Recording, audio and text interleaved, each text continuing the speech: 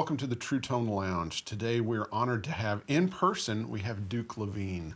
Thanks, Duke. Thanks for having me, Zach. Yes. Pleasure to be here. Well, glad. Duke, of course, is in town to do some session work, but he's been touring with Bonnie Raitt for the last 2 years, 2 or 3 years. Yeah, 2 years. And, of course, he has an amazing history of, of course, his solo albums that we all know and love, and, session work and touring through the years, and the artists he's worked with like Jonatha Brooke and Chapin Carpenter and, Peter Wolf, Jay Giles Band, and all sorts of other acts. So we're gonna chat today, and it's really nice to be able to do this one in person. Yeah. So thank you for making the trip down. Oh, this is great. Yeah. So I guess the biggest thing from our last interview was, of course, the fact that you've been touring with Bonnie Raitt. So tell us a little bit how that came about. Well, let me see. It was a lucky thing. Yeah. So I guess a few different people recommended me for the gig, and friend of many years, Hutch Hutchinson, who's Bonnie's bass player for 40 years, and we've known each other for a really long time. He's a friend, and I know that he threw my name in there, and as well, I got to know some of the band, and George Marinelli, who was kind of on his way out, which is why she needed somebody. Knew me and knew my playing a little bit, and I think the band, as it was, agreed that I was okay, and so yeah, that's kind of how it came about. And also, one of the cool things was that I got to play about half the shows last year with George, the two of us. And it was all a blast, yeah. And George is just, I don't know if you know him. Yeah. He was here for many years, and great guitar player. Really easy for the two of us to play. And that gig was not really a two other guitar player gig, but it was really fun, and he was just, it was really easy, hardly any talking about what are you going to do, what am I going to do. Just kind of fell together naturally. So, that's how it all came about. And I got hired and went out to do the rehearsals. And because I'm me, I figured, well, I was hired for this gig, but anything could happen, and it's fair enough for any artist. We hadn't played together, so luckily it all went fine, and happy. Now, was there any audition process? Were you interviewed by Bonnie or anything like that? No, not really. I mean, I had met Bonnie a little bit over the years, through Hutch, and I guess she might have known who I was, but no, that's the thing, and and I like to say I've never gotten a gig I've auditioned for, so for however that works out, I don't know, but fair enough. No, that's the best way to get any kind of gig or job, is to just by referral. Yeah. Right. So it all worked out happily. There was no audition. We talked a little bit on the phone, and I got all the tunes, and she was really good about not giving me like everything she might do, and kind of paring it down. So, and I got them really well in advance, like a couple months at least. So that was really nice to have some time to spend learning stuff. And the stuff had evolved. I got I think a few live tunes, because they've all been, George had been playing with her for 30 years, I think, and a lot of, rightfully so, a lot of the gig was kind of, come up with his playing. And he's a really unique player, and some of the songs had morphed and some stuff added, so I got all that. And otherwise, there's a bunch of leeway in how you play on the gig. And she's got ideas, but really, there's besides like signature lines and licks, there's you can basically play like you want to play, and you don't have to play the same way every night. That's fantastic. Have that kind of freedom. Yeah. So what kind of input does Bonnie kind of give you on your playing? Not a lot. I mean, the arrangements are tight, so it's not like a loose gig in any way. But like how you play within that can can be kind of free.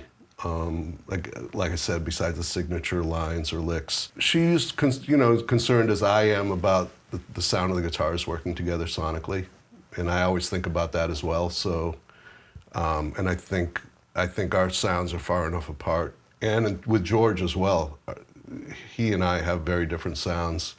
So, and I think that's part of what made everything work, is trying to fit all that. 3 electric guitars sonically is a trick sometimes. So how would you describe Bonnie's sound versus your sound, and why they work together? Well, Bonnie's sound is like, everyone knows it, right? You know Yeah. what she sounds like. Yeah. Beautiful, clear, basically like a Strat with a compressor, but just very clear and beautiful and present. And I love her rhythm playing too, her electric rhythm playing, I really love. And she plays an open tuning, so she gets those kind of voicings, And so one thing was, I play one tune in open D, I guess, and she's playing an open G. You could think maybe it might be similar, but the tones are so different. I tend to have a little bit of a darker, thicker sound that I go for. So that naturally contrasts with her. And playing a Tele a lot, so that's, again, naturally different. But yeah, pretty far apart, I would say. Sometimes if we're both playing kind of rhythmic things, then you'd have to think about it a little more, maybe. Just kind of making sure they work together. Yeah. Was this the first gig where you used in-ear monitors? Yes. And how big of an adjustment was that? It wasn't. Yeah, it was an adjustment for sure. But I liken it to doing a session with headphones, and mostly our guitar cabinets are off stage, hers and mine. Right. So you're not really standing in front of an amp either. Yeah. And I think I could say, like, after doing it now for almost a couple of years, in many ways I've gotten used to it, and in other ways I would say if I miss anything, it's that the feeling of just playing in front of your amp, even if you were on ears, there is something that happens between a guitar and an amp and the speaker. Yeah, they interact. They do interact. But like I said, how many sessions have we all done where your amp is in another room and you don't get that, and you just kind of don't even think about it because you're in the studio. Yeah. Yeah. So there's that, and I do really, what's really nice is that it can sound like a record in your ears. So, and that's really cool. Usually, like on any other gig with wedges, my tendency is to get as little as possible in the wedge, even if it's wherever it is, even if it's a bigger place, just to cut down on the volume for one. And just, if it's, and it's usually, that would be on gigs that I know, so I know what everyone's doing, I know what the arrangement is. It's not like you're necessarily jamming and have to hear everyone in the band. Right. Perfectly. So I've gotten used to that, just to save on stage volume and hearing, just to get minimal. And it's I hear everything great, and just trust that it's all going on around you. But in the ears, it's like, it sounds like a record. And of course we have a fantastic monitor person and front of house and a really great system, great ears. So I think it sounds as good as it can. I guess it's a little bit surprising, but the amps behind the stage. I would have thought that Bonnie would have live amps, but yes, it absolutely raises the stage volume, makes it harder to sing and such. So. Yeah, I think a lot of it was more for the front of house, because it really does make for a cleaner mix if you don't have a bunch of stuff coming off the stage, especially in theaters and they. I don't think they always. I think she and the band started using ears not that long ago. Wow. Before I joined, but I think for a long time they had amps on. They had their amps cranking away on stage. And I do miss that a little bit. But the other thing is, the volume isn't as much of an issue. You can turn up the amp within reason because it's still in a space. If it's a theater, even if it's off stage, it could be bouncing around, and it's baffled a little bit. But that's, you know, you don't have to think about that as much as if it was right on stage and pointing at people. Yeah. What kind of amp? And you said that, so Bonnie's just using a compressor pedal and an amp and a Strat? Or? Yeah, she's got some other stuff. I'm not sure exactly, but yeah, she's got her Strat that she's always had, that brown Strat, and she's got a couple others for like different tunings, and a couple of acoustics. You know, she still plays a couple of great finger picking acoustic tunes, and she has, what is she? I think she has a Bad Cat. Yeah. Yeah, but she's used different stuff over the years, I think. And what are you using? This year I've been using my Marshall Master Volume head. Wow.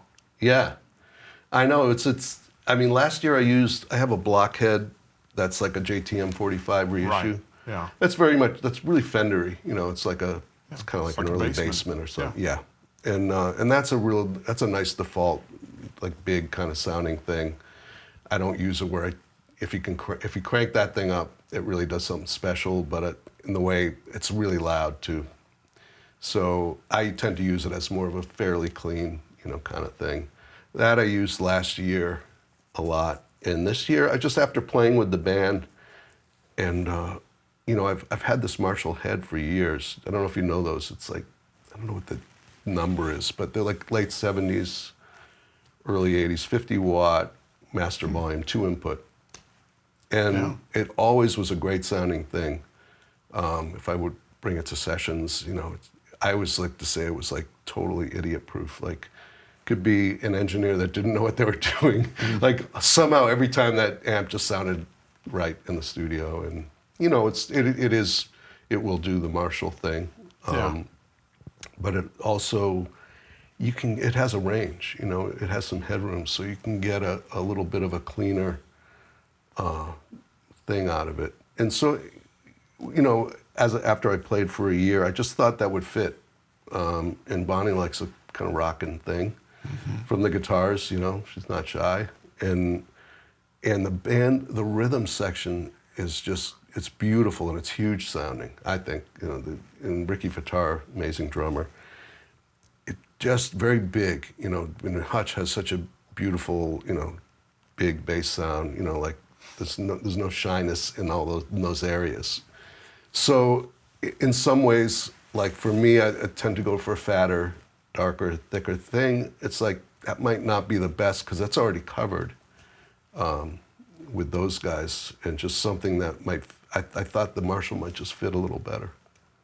And it's fun having an amp that does something too. It's not, I don't have it set for all out gain, but it's definitely breaking up, and it's super responsive. So if I hit it hard, it'll rock, and if I turn the volume down a bit and play lighter, it really, it's a nice sound. In fact, some people don't believe me when I tell them it's a Marshall. Yeah. But it's got a range. It'll never have that round Fender thing. But you know, on the quieter stuff, it seems to work. You know, because for me, even on ballads and stuff or quieter tunes, I tend to use some kind of overdrive if I'm using a clean amp. Rarely will I just use the totally clean sound. I don't know if that makes sense. So when did you start doing that? Always running an overdrive pedal and never just using a straight up. I mean, it's not always, but oftentimes. You know what? I think when I started doing that, when I stopped using a compressor, because I used to use one of those Boss compressors. Yeah. I can still hear it on my country soul guitar record. Yeah. I can hear the Boss compressor, and it's maybe not bad, but I used to have the Boss Pedalboard with all the. Yeah. But at some point, and it wasn't just then, it was a couple years later, I decided I want to move on. I didn't really dig the compressor thing as much for all the time, and for what I like to say, I think I used to use it because of whatever I was losing going through all the pedals, all the Boss pedals, like compressor and delay, whatever would like make it do a little more. Yeah. And once I kind of got rid of some of that stuff and plugged back into the amp and realized, oh, if I don't go through all this stuff, the amp sounds really good, and I'm getting way more out of the guitar than I thought I would. So in that case, for me, a substitute, because I still wanted some boost, like especially like I was still maybe doing more like volume pedal-y stuff, you know, I felt like, well, a little bit of, you know, boost overdrive kind of took the place of what I wanted the compressor to do. Right. And it didn't sound like dirty necessarily. It just, for me, and especially in that role, which was like a little more ambient, it's thicker sounding, of course, but it just started to become my substitute for, you know, some kind of boost. And so what pedal did that? Which overdrives have you used through the years? or just Which one did I use? I think, you know, because I'm guessing it's been a variety of different things. And that's, you know, a slippery slope, because now coming back around to like using this Marshall, it's like I have to use way less of that stuff because it's doing it. And something happens when you use your guitar volume and all that. But I guess back then might have even still been a tube screamer. Yeah. And I'm trying to remember all the stuff I would use. And you would just leave it on.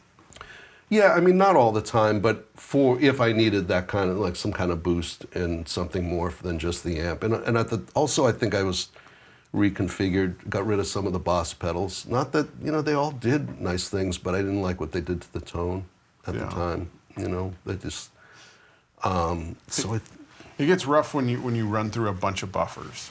Yeah. There's just something that happens because everyone has a gain stage in there, and nothing's completely flat. Right, and and I've heard some players that just sound amazing. You know, I think everybody has their own way of doing it, and you know, depending on the instrument used and everything, you know, it could be fantastic. But for me, you know, mostly using Fenders, I always felt like that sound would, like, I'd lose body of the tone, and there'd be a brightness that I never liked that much. Yeah. And that was my revelation when I just started plugging into the amp. It's like, oh, the Strat actually sounds great, but it's like, well, if you don't take all that stuff out, you know, with that. So yeah, I'm guessing maybe might have been a Tube Screamer, but which is like a little bit more extreme for, you know, a boosty thing, because that's got its own thing that's. What do you use now for that kind of thing when you're running in front of a Fender type amp? So now I'm using the Mad Professor Royal Blue Overdrive, and for years I used the Sweet Honey Overdrive, because I felt like those they're good. They basically sound like the guitar. You know, they maybe have a little more mid range, and they all do something, but it felt kind of natural, you know, for just that little bit of overdrive. I want to ask about your playing technique, because it's one thing seeing, you know, clips of you playing and then seeing you in person, and especially your right hand. Your right hand, it just seems to move around just the slightest bit, like you have some kind of, like, you know, economy of motion going on. So tell us how your kind of right hand technique came about. You know, one, using the pick and fingers, which I think a lot of people could think of as kind of a country technique. Not saying that it is, because a lot of people in other styles. Yeah. But how did you come upon pick and fingers, and how did you come upon your right hand and the way you play? The right hand. I think the right hand. You know, it's funny. I don't know if I think about it that much. When did you first start using the pick and fingers? So let's see. Probably quite a while ago, and I started playing the country kind of stuff. Maybe like late 70s. You know, maybe early 80s. Mm-hmm. I started to get into that kind of playing more. And what was it that inspired you? What were you hearing that was inspiring you? So that era, you know, I'd heard, like, growing up, we had like some country records. My big one was the Live from Muskogee, Merle Haggard record. Yeah, that's a just killer one. Yeah, and I'm lucky because I have 3 older brothers and an older sister, so they had a pretty good record collection. Mm-hmm. So, you know, I wouldn't have heard that record when I was 10 otherwise, you know, especially being in Massachusetts. Yeah.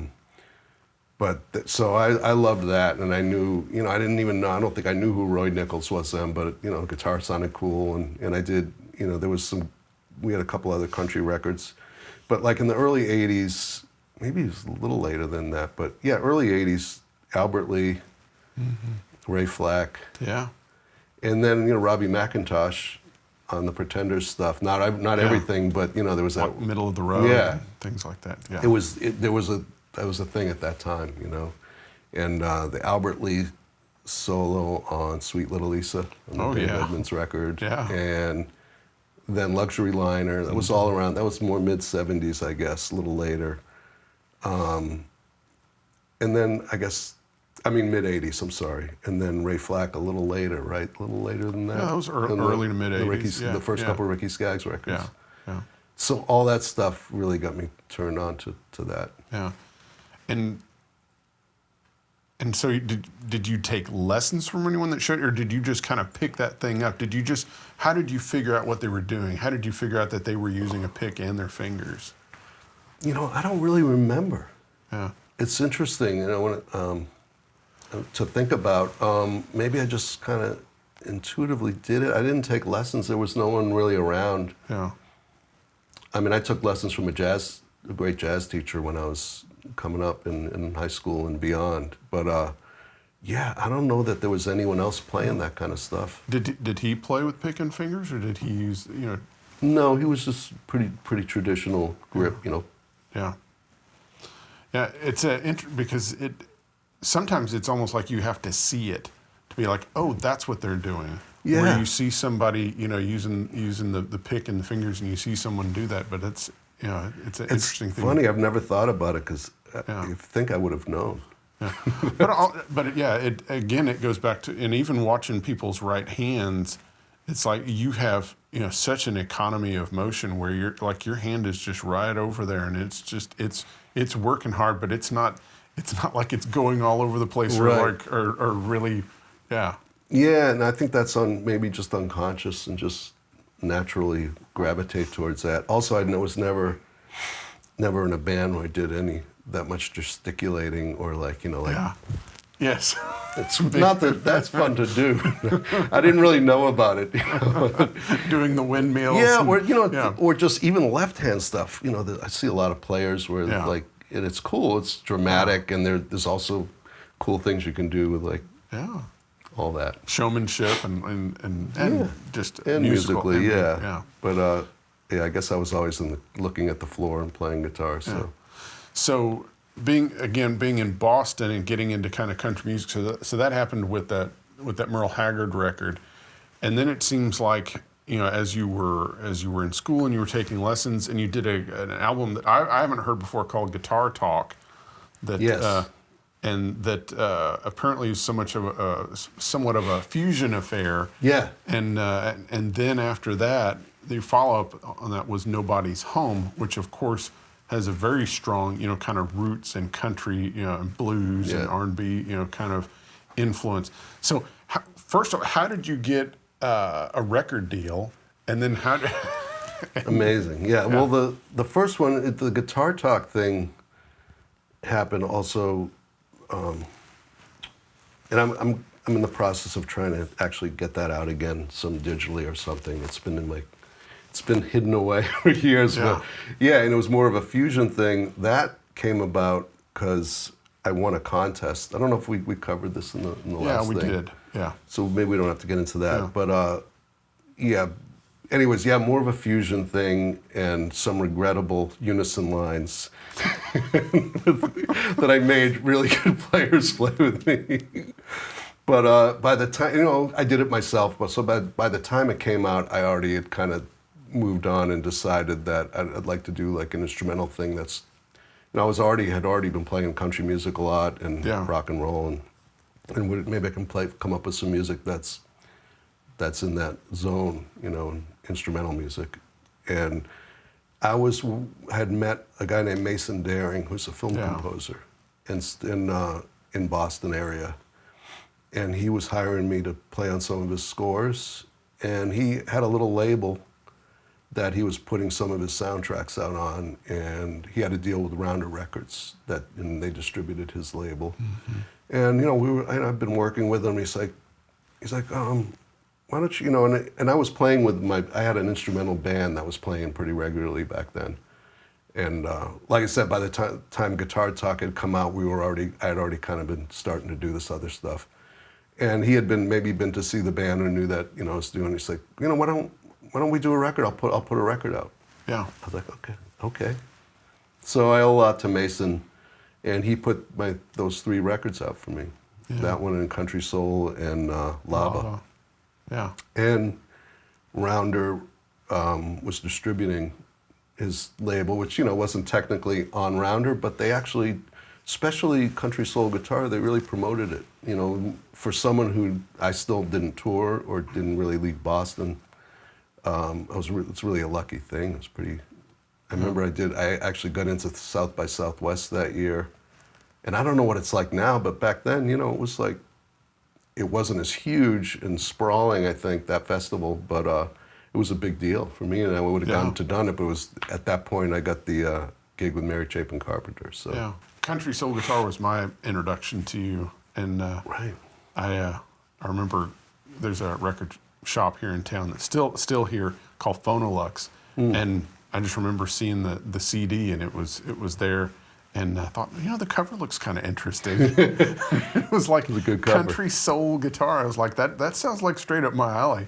And then I remember, it started off with I Think It's Gonna Work Out Fine. That was just such a great, of course, there were the different arrangements of the tunes, and it has some similarities to the Ry Cooder. No, that is the Ry Cooder arrangement. Yeah. And I did credit that on the record because it was so unlike any version that had happened before of that tune. Yeah. It was very unique. Yeah. And I was lucky to have a great band on that record too. Yeah.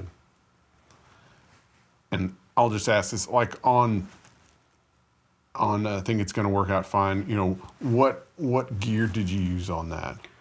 So that was my Tele. I have a 63 Tele. Yeah. And I think I had just gotten it recently that I still have. It's blonde now, and it used to just, at the time, it had no finish on it and all that. And I think it was my Boss Pedalboard. And I think on that record I used my Vibrolux reverb and an AC30 together. Wow. I did go over this, when I was doing my own channel. Yeah, on your Patreon thing, I think you did cover this. And my friend Chris Rival, who engineered and mixes all my stuff, he remembered, and I think that was it. Or maybe I actually had an AC15 at that time too. Yeah. Yeah. But why did I? Great. Yeah. Why did we get rid of It might stuff? have been those two things together. I was into kind of using 2 amps, but so it was some combination of that. Yeah, that's a great record, and one of the really great things about the album was just its rootsy quality, especially coming out of the 80s and early 90s. It was still kind of a rack time, and so hearing like guitar and amp sounds, and then also hearing melodies and such, because most of the time when you went and bought a guitar instrumental album from that era, it was usually going to be a lot of look at me, look at me, look at me. Yeah. And so the closest you got to that was like Nashville Skyline Rag, which was kind of supposed to be that kind of thing. Get all the licks out. Get all your fast playing out. But there were a lot of different moods, and it was nice how you kind of continued to make these albums that were enjoyable to listen to, and also were kind of like soundtracks. And that's cool. And Thanks. even of course through the fade out, which was kind of I guess also kind of even referencing the fact that somewhat kind of soundtrack music sounding. And really enjoyable. Thanks. Let's get on. So Chapin Carpenter, you got the gig, and that was one of your first like big gigs where you were you were on a bus and everything like that. I guess let's take a quick sidetrack to Jonatha Brooke and The Story. So because you had like Abe Laboriel Jr. and those were some really fun records. That, I guess, were you still in college when those were being made, or were you? No, out at I think time? I might have just been out of school. Yeah, no, I was definitely out and playing around town a bunch, and the Story records came before that, which was the duo that Jonatha had with Jennifer Kimball. Right. So we all played on those records as well. LMLA, who was Jonatha's husband at the time, beautiful piano player, and my friend Ben Whitman, great drummer. They produced the Story records together. Then the Story broke up, and then Jonatha went out on her own, and LN was, had produced those records. But yeah, there was a fun time, and he had, I think it was good. I just talked to him recently. I think it was good. Everybody grows as a musician if you're a good musician, right? So I think he was happy that at that point, he had already learned a bunch just from producing a couple records, as you do, Yeah. I think it was kind of a sweet spot there. And yeah, the band was unbelievable on both. Yeah, it was Plum and 10 Cent Wings. Yeah. It was Abe and Mike Rivard, who I still play with a lot today, on bass, and Alan, and me and Jonathan. And same kind of gear that you would have normally used. I think at that on point, those records? I think on the Jonatha records, I think I remember using my AC30. I think on that more than the Fender thing. I might have had both, to do different stuff. Similar, yeah, and I think I still had a Strat that I was still playing Strat a little more regularly than I did a little later. Yeah. And a Tele, and what else did I have back then? I think I had a couple other guitars, but not that many. And is that what Mary Chapin heard before she hired you? She had heard the Story record. Right. Right before, yeah, their second record. That's how she kind of knew about me. And her management team had come to see a Story show in Boston. And they didn't play with a full band all the time, but it was like the record had come out and we were doing full band gig, and they were thinking about working with them, her managers. And I don't think I even met them that night, but I got a call like not that long after that there's a guy named Tom Carrico who said, I think, heard you play at the gig, and Mary Chapin's looking for somebody, and she's heard the record and all that. So that's kind of how that happened.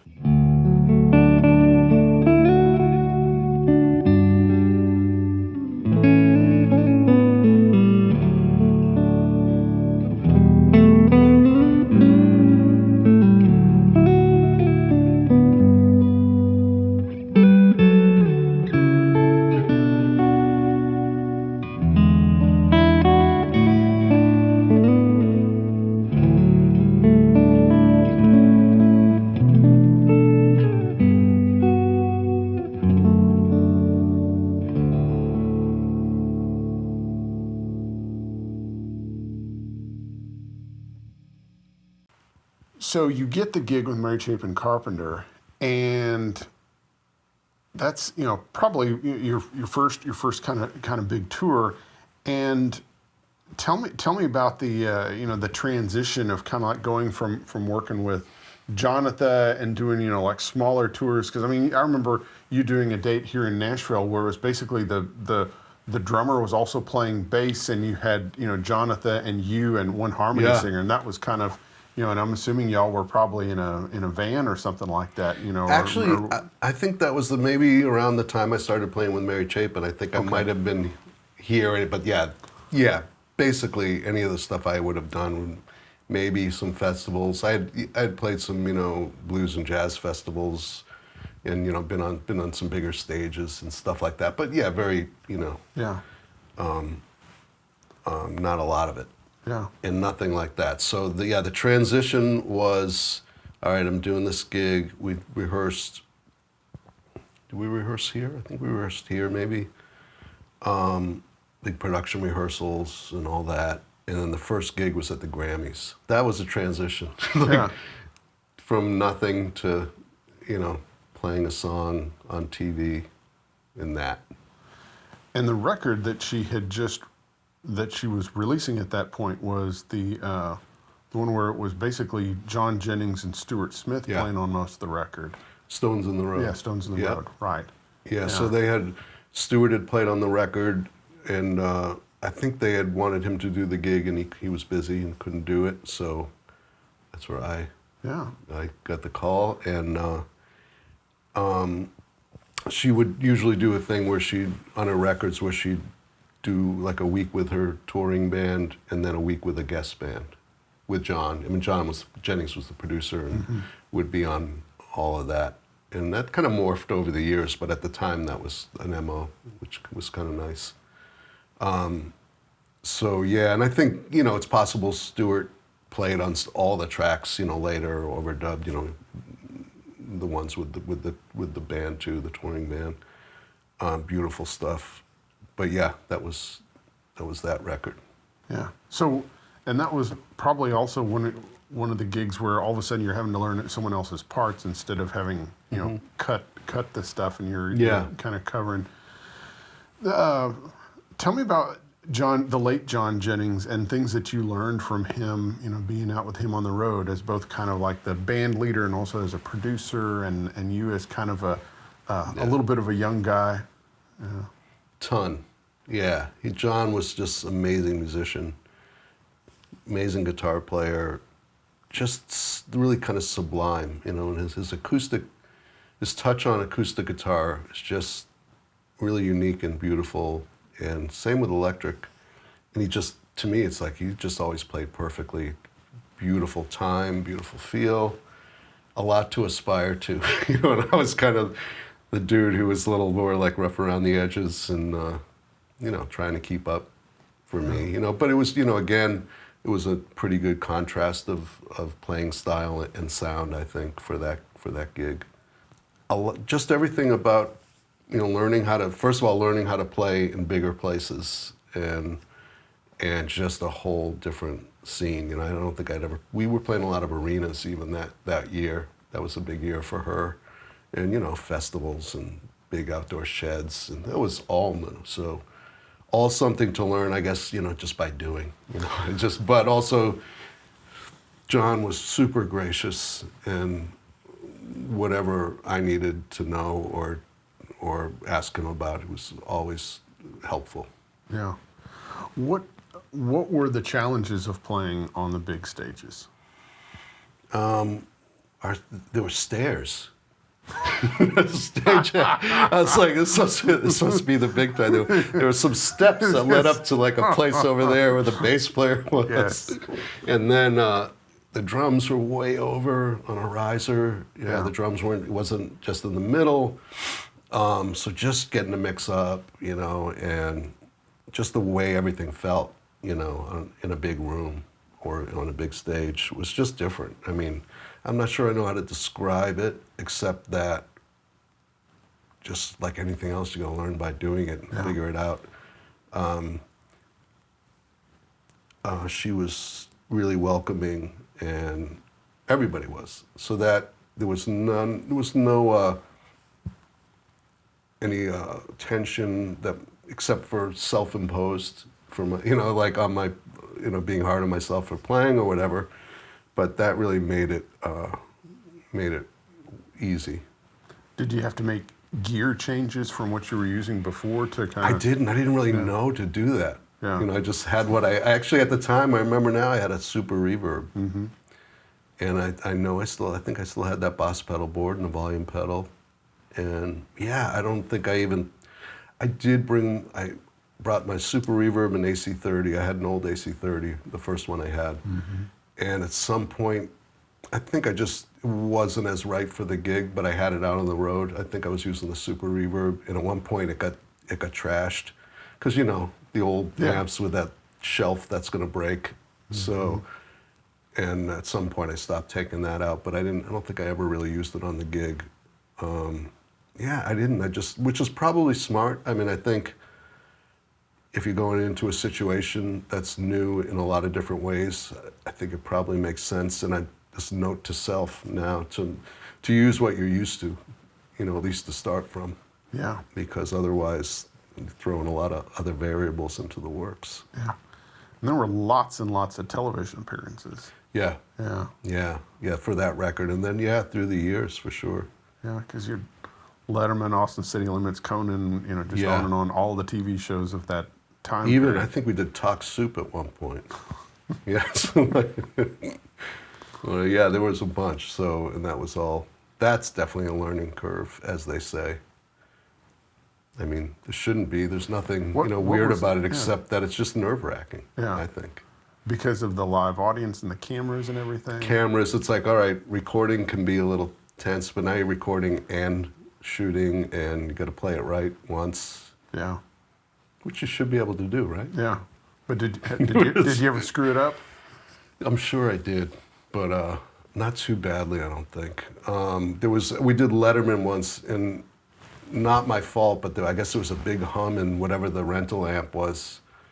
And I didn't usually have a lot of hum in my signal chain, I don't think. And apparently he had to redo his announce of her because there was so much noise Wow. coming from the amp. And I would think, well, why can't, but maybe it was that loud, it was bleeding into his mic or something.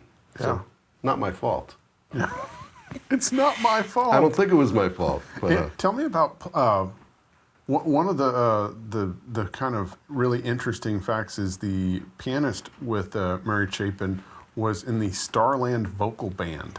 John Carroll. Yeah. Yeah. And so that was a really odd kind of connection to make when that was made, and then to think about Sky Rockets in Flight, Afternoon, and the huge success that they had. Yeah. And then all of a sudden, and even to the point of they had David Letterman as the writer for their show that was on. They had like a summer replacement series. Yeah. Yeah. And I mean, and that's really kind of a snapshot of the music industry, of just kind of just how big you can be, and then you can be doing something completely different. All of a sudden, you're playing acoustic guitar with a vocal band, and then you're singing and playing piano, and that's kind of like a snapshot of the music industry. Yeah. It's like you never.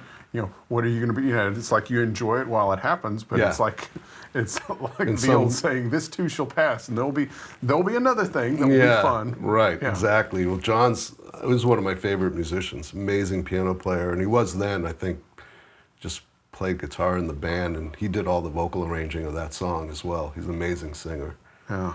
But he was also, I think he was still a teenager when that happened, and they were all DC. That's the connection there. Yeah. That band and Mary Chapin was based in DC, and they won a Grammy for that tune, and they were huge. And then he's such a great musician, of course, that he hooked up with Mary Chapin at the very beginning as well. So he had really long, great history with her, but also played with a bunch of different people and he's a force, as a player and a singer. Yeah. Still doing great stuff now. Yeah. But nothing's guaranteed. No, nothing. But having other lives is really interesting and cool in itself. So what caused you to finally get off the road with Mary Chapin? Well, I think it was a few different things, but I just wanted to do something different. It's a great gig. I loved it. I loved the people. And I got to the point where I was getting on the bus and it was like, it was just, I loved everyone. I didn't want to see any of them. Yeah. It's like, that's not their fault. Yeah. That's just, it can get to that point where I knew that I should take a break, just from that routine and also just different experience, and a couple other things actually happened that weren't the reasons, but I felt like maybe there was something telling me to take a break. One was, and I don't mean to make light of this, we actually flew into New York on 9/11 that morning. Yeah. So we were about a mile from that, and less when it all happened, and that's. No matter where you are, or no matter what you're doing, that's heavy.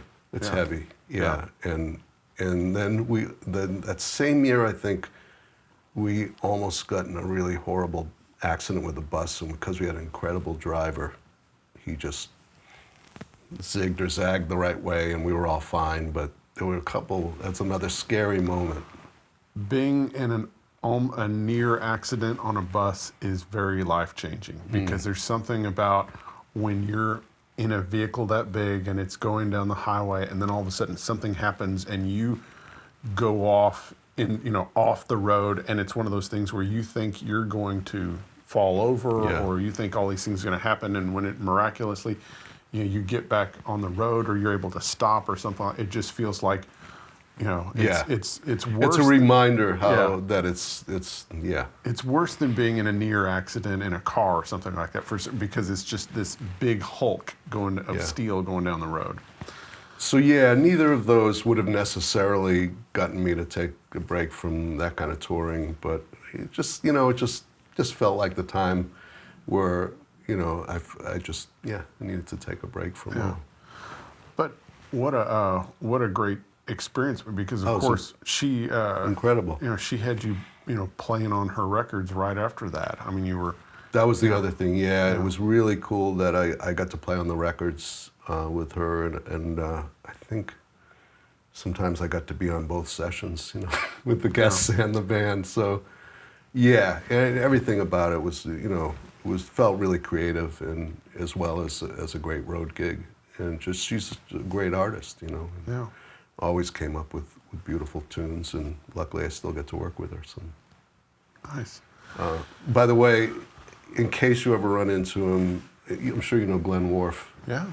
He has the best horrific bus story. I can't tell it, but next time, if you see him next time, I think it was his first tour. Yeah. Yeah. I'll ask him. So then you get off the road and you kind of stay in the Boston area, and you're doing local gigs, and you've continue to release some solo records, and you're continuing to do, I guess, some soundtrack work and other session work and things like that. And let's see, you had like Beneath the Blue and some of your solo records. Tell us, because how do you go about writing some of these instrumentals? How do they start coming together? Is it something sheer luck? Is it something to where you're just messing around with the guitar and things start coming up? Do you have, or is this something away from the guitar that kind of happens where melodies happen while you're going for a walk or something like that? Or not that too much. Usually just sitting down and playing, and sometimes just getting some kind of groove, a loop or some kind of drum groove to play to. Yeah, that can be really get me going in a direction. So once in a while, it'll be like, there's this little thing I can do on guitar. Maybe I can make a song out of it. This little peculiar way of playing. Or I take a lot of inspiration from Jim Campolongo in that regard, because he's made whole tunes of beautiful things out of, like, he took that one thing, and whether it's the behind the note harmonics, or there's that one tune where the melody, it's like, he was tuning up that A string along with the D string and thought it sounded cool, and he made a song over it. Yeah. So that can be a good source of inspiration. Lately, I've taken to, like, just feeling like I don't have to write a whole song of just an idea. If I'm messing around with an idea, just sitting around playing, I'll put it down, record it on the phone or whatever for later, and mostly forget about it forever. Yeah, and then go back through them and.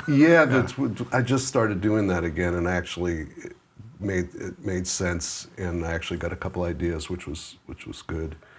And again, I watched one of Jim's things where he said, well, one of the keys to writing the tune is finish the tune, which sounds so basic, but it's really true, because it's hard. That's what I never did. It's like, I got this. I don't know what else, but because you come up with this germ of an idea, and then to try to get, like, the difference between maybe a verse and a chorus, and then the idea of a bridge and things like that, and something beyond just a lick. Right. Yeah. But one of the things, for anybody doing it, I think to keep in mind is it doesn't have to be, well, at least for me, it doesn't have to be a monumental work. Yeah. It can be a couple simple ideas. If it's played beautifully and it has some kind of direction and concept in general, It can be a cool thing. And I think that's what Jim was saying too. Well, okay, I just need another section. And what would that be? And don't let option paralysis sink in, where it's like, well, what if it was this? Well, is that the right thing, or does it sound like something else? I think try to go with your gut and yeah, finish it. Which I'm guilty of not doing. And that kind of dovetails into, like, I guess what you would call like pre-production work, like before you record, is, trying to finish tunes and pick things out. And I guess, what did pre-production work look like when you were making like Lava or Beneath the Blue or something like that, where you were, kind of on a, distributed on a label under the kind of the old system and the old system of recording, where you didn't have the home studio that you could just, I mean, I didn't have any pressure from any record label, so that was one thing that was really nice. I could do whatever. I knew I could do whatever I wanted to do. But Mason would, say if you liked the tunes or not, or sometimes he'd think, oh, that should be a first tune, or in a nice way, he'd have a little bit of input. But mostly I get to do whatever I felt like doing. Yeah. So, for that one, well, for Beneath the Blue, I just got as many tunes as I could together. I had a handful of, and this is true with most of my records, I have a handful of originals, and it's usually like half covers too. Yeah. But I enjoy trying to come up with unique ways of playing a cover. So that takes all the writing, lessens that kind of pressure. And Beneath the Blue, and this is the last couple records, I would do a session. I'd book 2 or 3 days with the band, and of course record probably more than I needed. And as usual, I just didn't, for whatever reason, whether that song isn't as great as I thought it was, or I didn't play that great on that, I ended up doing more sessions. I just figured, well, just because we recorded enough material in this amount of time, for me, I felt like, well, I just want it to be as good as it can. So in the case of Beneath the Blue, I just would find a couple other songs and book another session. It wasn't a huge deal. I get my friends, Paul Bryan and Jay Belrose played on that record, so it's like, I'll get them back up from LA, and I can, for another day. And that really, and then I did that a couple times on that record, and then I did a day with a different rhythm section where I got a couple tunes that I really liked. So that was kind of the process, and however inefficient and maybe a little more expensive than I had imagined it would be, it worked out. And the same with the last record as well. I did a similar thing. I did a bunch of days with those guys, and then as I kind of thought of, it's like, maybe I need a better tune, come up with a better song, or maybe a different cover to try. And that just seems to be the way I felt like I was happy with it. Yeah. And especially not having, maybe if I had a week or 2 weeks in the studio, maybe that wouldn't be the case. And I think for me, feeling like I have pressure to come up to finish it in 2 days or something, just because I had done it before, doesn't mean it always panned out that way. Yeah. And also maybe it's not the best way psychologically to be playing music, thinking that you have to get it done. Yeah. Okay. List off some, it's always hard to be objective, so this is just about what you feel best about, you enjoy the most. Of your own recordings, what are some of your favorites? Favorite tunes? Or? Yeah, that you've recorded on your own material. On the last couple records, I really like how Caravan came out on Beneath the Blue, and largely pretty much due to the band that came up with something amazing. I mean, I did come up with the idea of doing it in 3, but... Yeah, the arrangement on that, and the fact, because that's a song that's been done so many times instrumentally, and it's been done by guitar players, and the fact that, it's like I've got versions of Roy Nichols playing it, Les Paul, and all these other things. Roy Nichols one's great. Yeah, and just the fact that you came up with, you kind of, Not that he's the first one to do this, but you kind of John Leventhal'd it, you know. It's a very good compliment, but thank you. Where you- But the rhythm section came up as something like just, of course, beyond what I would have imagined, which is why they're so great. You know, so I really like that. I guess I like a lot of the of that record. I like the Beneath the Blue on that record. I just the way that came together, and it's a trio thing, which I hadn't really done before.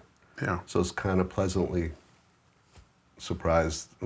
No surprise, another fantastic rhythm section. Dan Reeser and Mike Rivard. And the openness of just having 3 players and is And I think I embraced it where I didn't feel like I had to make up for what wasn't there and all that. And just again, the players are everything. You know, it just they people like that make you feel like you can do that, and you can just do whatever. They got you. You know. Yeah. It's just in a beautiful way. So. Yeah. Those couple I liked. I liked the Blob, how that came out on that record again. The band was unbelievable. The last record, I feel like I worked on it enough so that I would be happy with it. Mm-hmm. So largely I was. Lava had some good stuff on it. I don't know. Yeah. I don't listen to it, but that's a good question. And there's not a lot that I look back on and feel really badly about. Yeah. Which is good. That's I know, a good thing. And if anything, for me, I feel like, okay, that's a thing that happened 25 years ago, 30 years ago, but my silver lining is that I'm glad I can play better now. Or I'm glad that I feel like I've made some progress as a player listening to older stuff. Yeah. That makes me feel. Yeah. Any favorite sessions that you've played on for other people? Yeah, a lot. Peter Wolf sessions, always really fun, and always felt like I could play like I play, and always also amazing players. I really loved doing this record. Did you know who Dick Curlis was? Yes. We've talked about him before. We haven't talked about him before. So I got to play on the last record he ever did, and that felt like a really special moment in time, even then. And again, I look back on that and it's like, well, I could play that better now, but that's not the point, you know. It's just that's just, I don't listen to it that way. But that was a really kind of a cool thing to be involved in. Jonatha records, were really fun.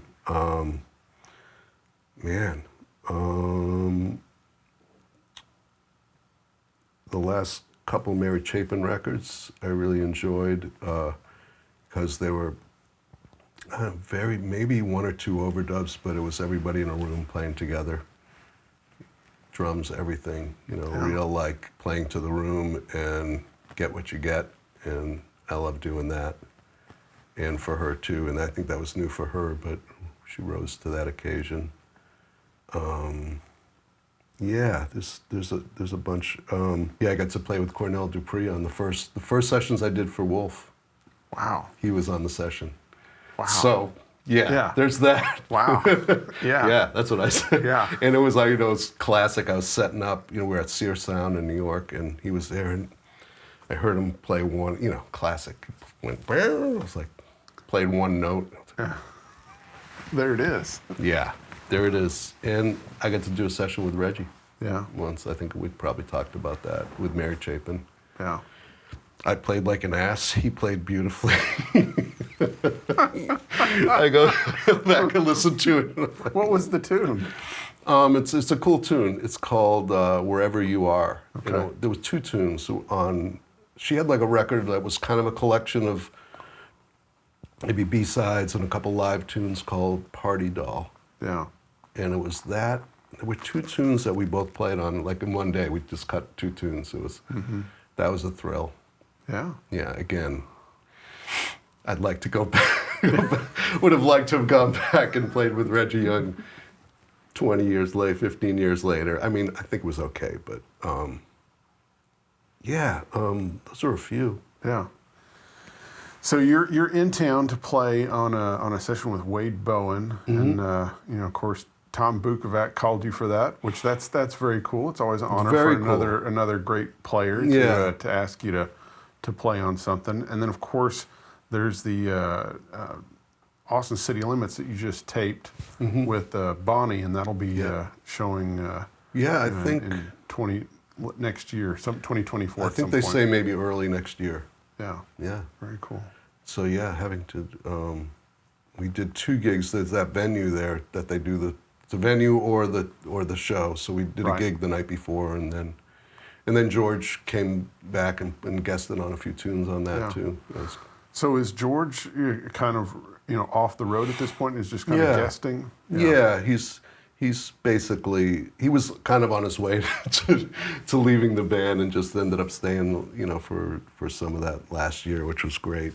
But yeah, we still keep in touch, and he's I think he just made another record for himself. Fantastic. Yeah. What a great player and a great guy. Oh yeah. Yeah. Yeah, fantastic.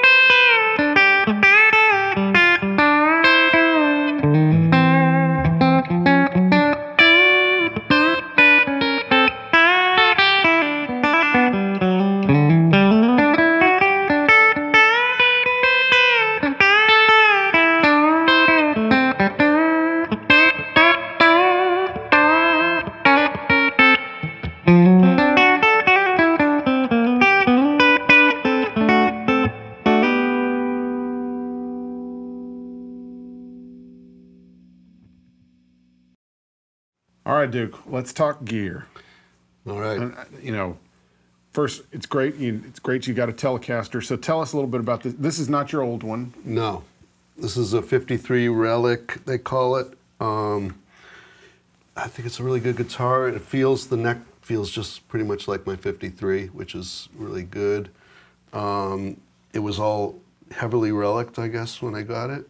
I got it from Willie's in St. Paul. And it, had a couple little bit more modern things like bigger frets and a little bit of flatter radius. So, and I put some, some angled, little bit more in tune saddles on it. So yeah, just for, especially my original guitar is just a little, it's amazing, but a little more finicky, just tuning wise and whatnot. So like I've come to use this a lot, like for sessions and when stuff has to be actually in tune Well, and also you flew here and that too, yeah. And so it's not the most fun thing flying with a vintage guitar. So, Yeah, Yeah. So. I probably wouldn't do that. So. And is it the stock pickups, or you change those out? Or? I think I did change the neck pickup to, is it Don Mayer? Yeah. You know who he is? Yeah. I bought a set of his pickups, and I liked the neck. I just the one it came with, the neck pickup it came with, it was too bright for me. I tend to like the darker neck pickups on Tellys. I think mostly because of the middle sound just sounds nicer to me that way. Yeah. I do appreciate that sometimes it's nice to have a little bit of a clearer thing with the neck, but yeah. So the one it came with was bright, but I ended up liking the stock bridge pickup. I don't even know what it is. It's Fender. It's from the custom shop. It's a flat pole pickup. Yeah. But it was kind of dark, which I liked. Again, I'm usually, it's like not that dark. Yeah,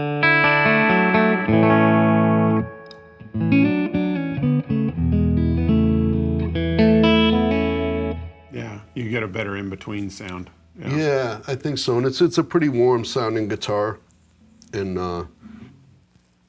it'll rock a little bit without being super gainy or anything. It's not super hot, but it's nice. Tens? Yeah, the tens on this. Yeah. And what kind of pick have you been using? I've been just using the Fender Heavy, usual like kind of teardrop shapes. And you know, it's funny, I think we were emailing one time and you asked me, were we talking about picks, and you asked me which side I used? Yeah. And I was like, I never thought about that. Yeah. Because you use it like that, right? So yeah, a lot of times I won't use you the show point. me like how you would grip that. Yeah, so that's how I would. Like that, right? Yeah, and I use that rounded thing. I tried it. I was like, it's genius. No, it is. It's well, that's what I always like.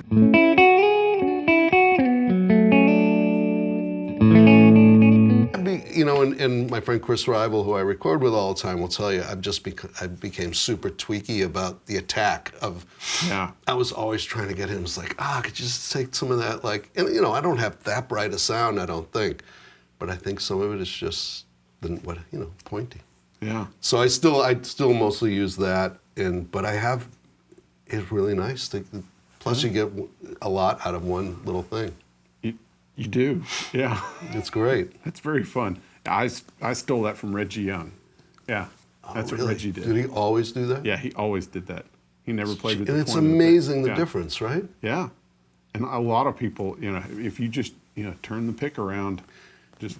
Did it take you a while to get used to how that feels in your hand, or it doesn't really. Yeah.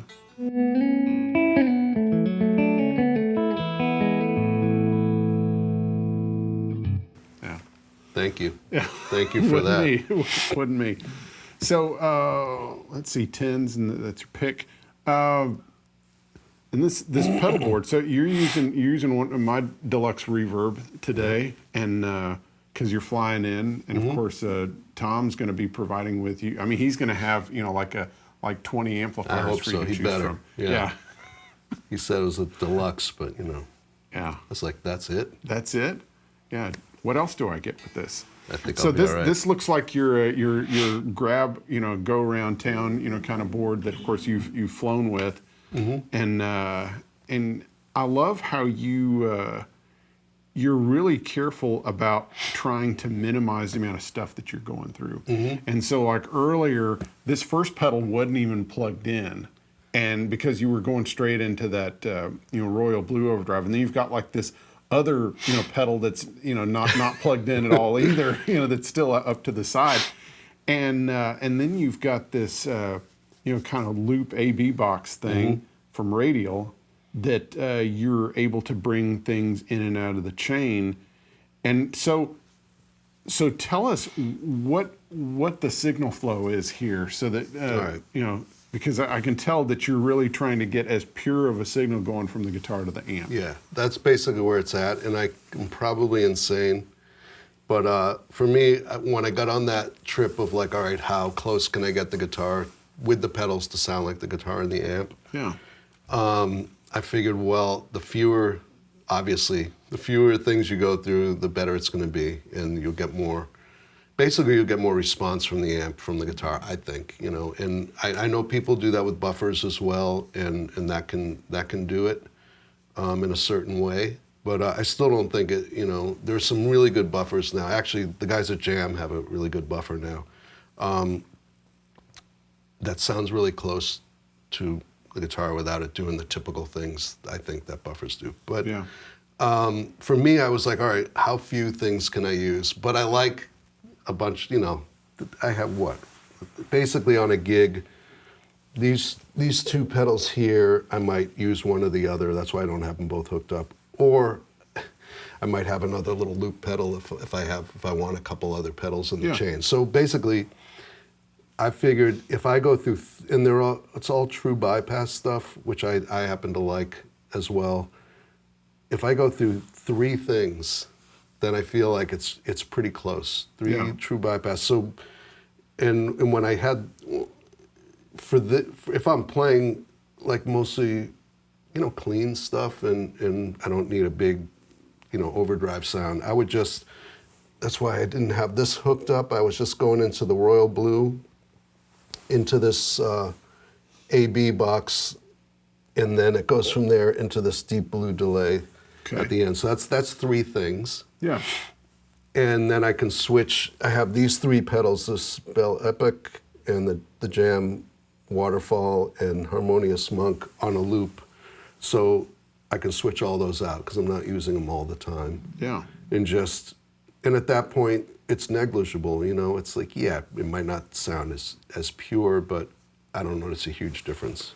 So number one is taking you to your tuner, and then number two is is the loop that has the delay and the two jam modulation type effects on there. So I feel like for me going, and I also shorter cables. Most gigs I do, a 10-foot cable is cool on either end.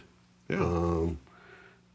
And cables, that's a whole other story, as we know, right? Because they're all different too. I happen to like these. I think they might be a little, the Dario Planet Waves, maybe they're a little darker than some, because I know there's some more hi-fi cables out there, but maybe because I've gotten so used to it. It's just my point of reference at this point. Consistency is so important, because every time you insert another variable or change something else out, that's another thing you're trying to adjust to instead of making music. That's the joy and the despair of all this stuff, right? Everything makes a difference, right? Yeah. It's just like turning the pick.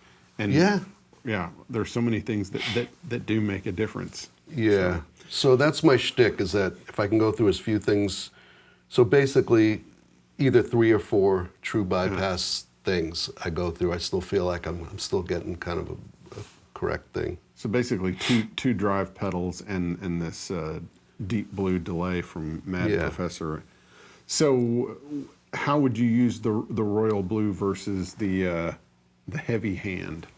The Royal Blue is just like for a little bit of overdrive, and then the heavy hand is a more of a grindy. And the Royal Blue would be one of those things that you would potentially leave on for a while.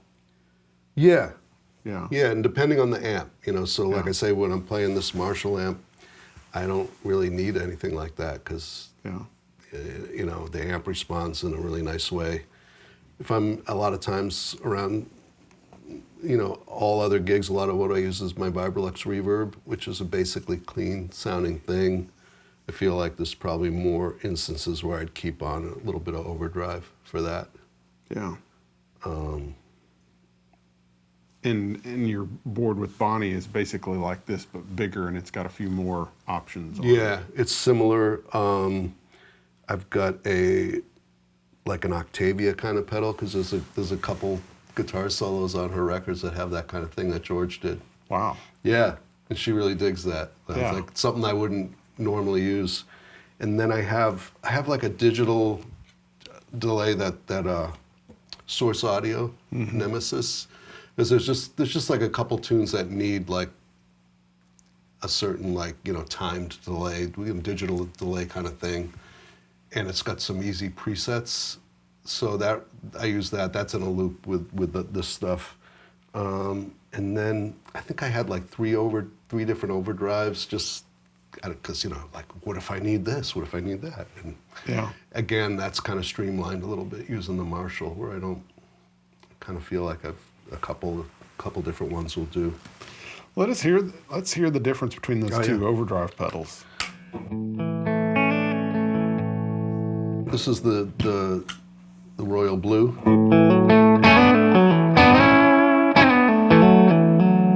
Might have a little more than that.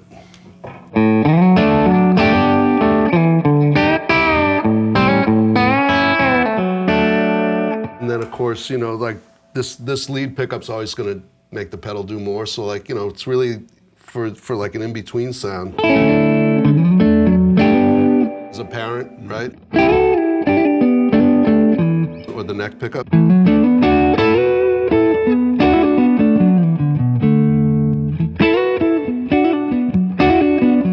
me, it's like, it still sounds like the guitar pretty much, and it's really nice. It has bass and treble. So that comes in handy, because just because, you know, like you're not stuck with that one sound that the Right. Overdrive You just does. have basically a treble knob. You know, Yeah, or a tone knob, which you know can be cool. So yeah, that's that. And then this heavy hand thing, I kind of dig because it's got it can do a lot of different things. It can do something that's more like that. You know, it's more open and subtle, and I tend to use it where it's heavier. And this has a bottom control as well, so like.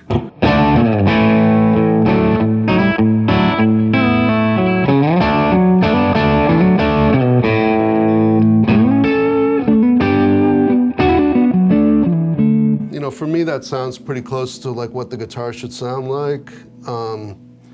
It'll do something that's a little less, a little more open, which you know changes all the stuff. You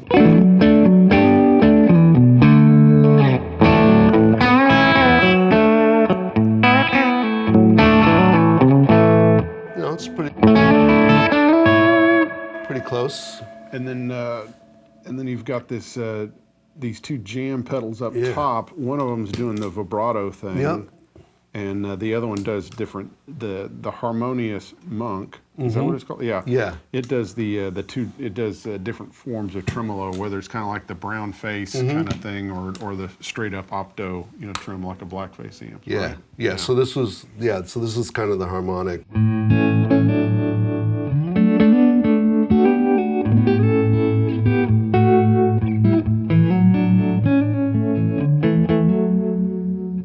And the tap doubles the speed. It's not.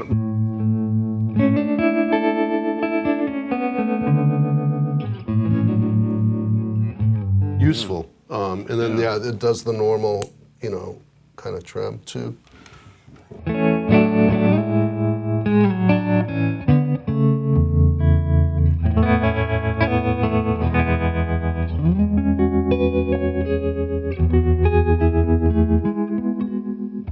And it's, you know, it's got a couple different waveforms, so we're gonna do more extreme things. Yeah, I really like that one. And then this waterfall I use mostly for the vibrato, which is just nice, and I use it kind of subtle.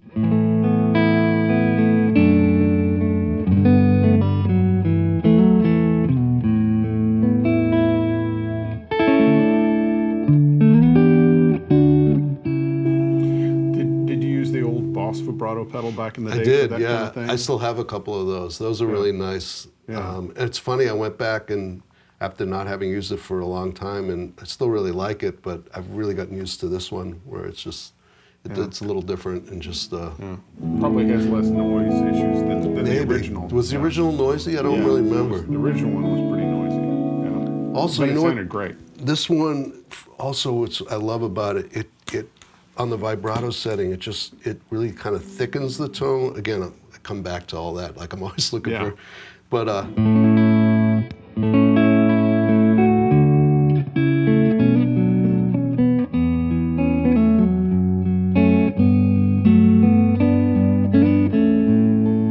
you know, it almost adds some warmth to it, which again, I'm probably in all the effects stuff, I mostly try to get stuff where the guitar still sounds good.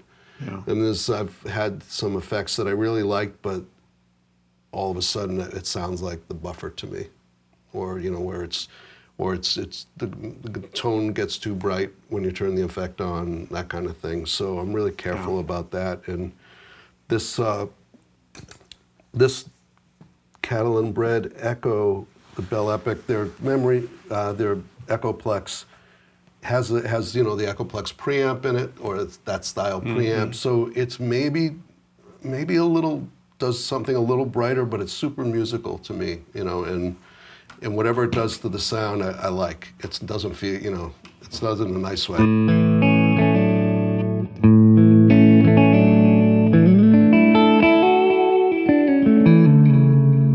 Like I'm not always averse to having something a little more present if it feels nice, if it's musical, but.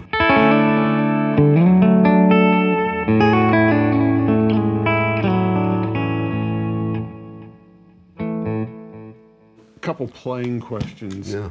When you're soloing, are you thinking, scales, patterns, chord tones, just what comes underhand? What are some things that come to mind when you're soloing in the heat of the moment? Hopefully none of that, right? No, yeah, I'm not yeah. just being flip. I mean, hopefully you've done all the work so that Right. it goes from here to there. So that you can But just no. react. Yes. And sometimes I always like to think. Sometimes for me, I have to like consciously remember to not think about it or think about a melody, and whatever. Just not. Obviously, there's always going to be times where your hands just go where they like to go, which is okay and handy. No pun intended. Yeah. But yeah, ideally, it's you play what you hear. I guess that. You have something in mind maybe, or a direction or a concept or a vibe, how you're going to go about it. If it's a rockin' tune, I could think of players that I like. Yeah. That kind of thing maybe, and it never comes out sounding as good as they do, but at least, a direction, kind of in it, I guess.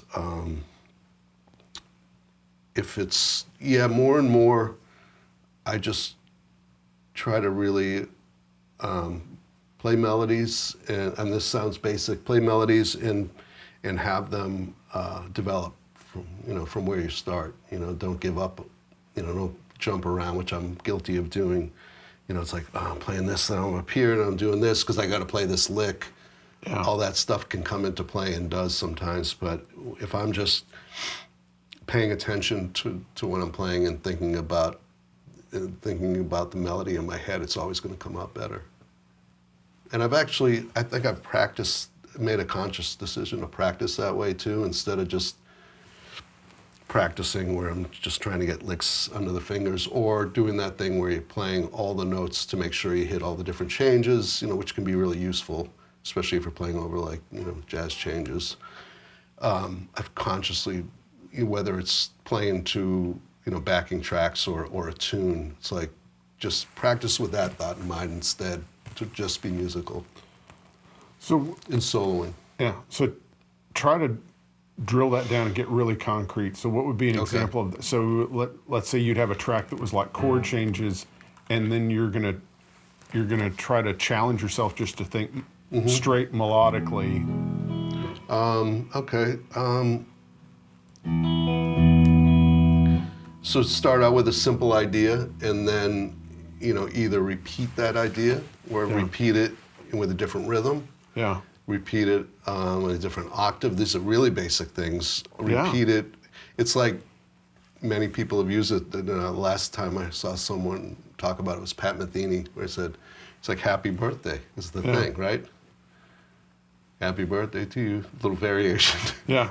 One more variation, So that's kind of like really basic, but incredibly true. But that's thing. great. Yeah.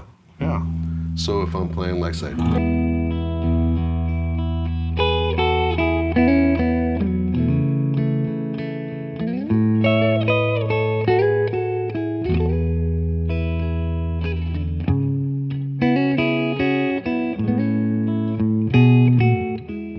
there might be one go around. And then,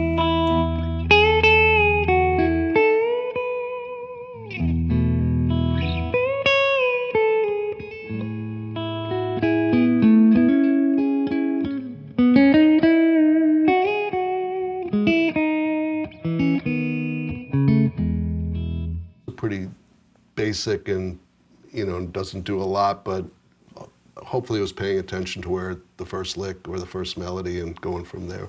Yeah. That was very cool. Yeah. Thank you. Yeah. Well, hope it makes sense. But yeah, it's always still working on it. Like we all do. Well, Duke, I really appreciate you taking the time to come down here and sit with us and tell some of your story, and it was a ton of fun. A treat for me. Thank you so much. Thank you, Zach. Duke.